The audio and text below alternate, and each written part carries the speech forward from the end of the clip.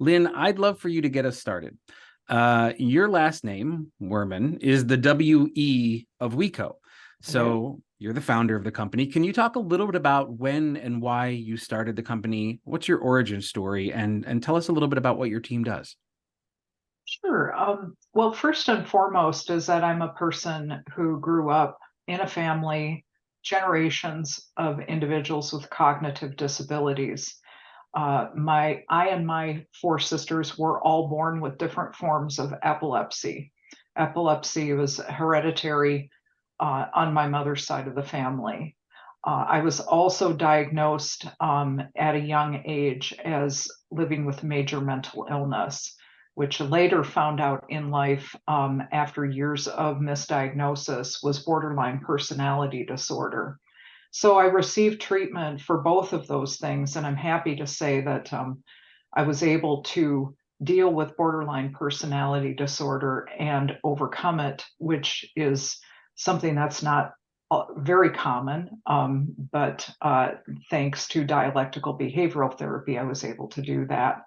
So I entered my working career being very, very aware that I needed to keep my disability hidden.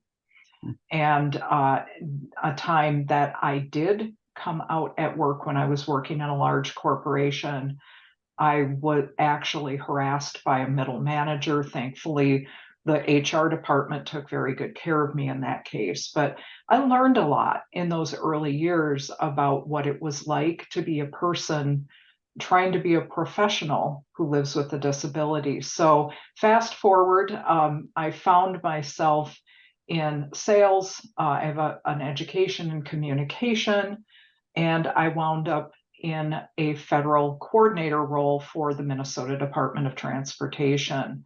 And it morphed into different things based upon my talents and skills.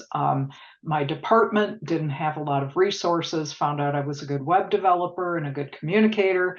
So I started working on websites at the same time that the Minnesota Department of Transportation was really trying to revamp their approach to the Americans with Disabilities Act. So this is an organization that builds a lot of infrastructure in the state, and they were inventorying the entire state.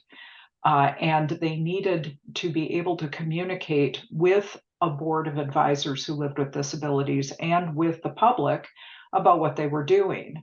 They knew that websites weren't accessible, but they didn't really know what that meant. And a lot of people didn't back in those days. So I was assigned to figure out how to construct an accessible website for the state of Minnesota.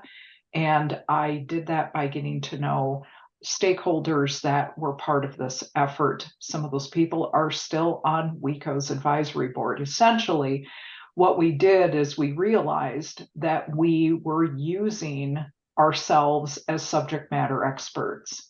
And we saw how much the Department of Transportation benefited from our direct advice.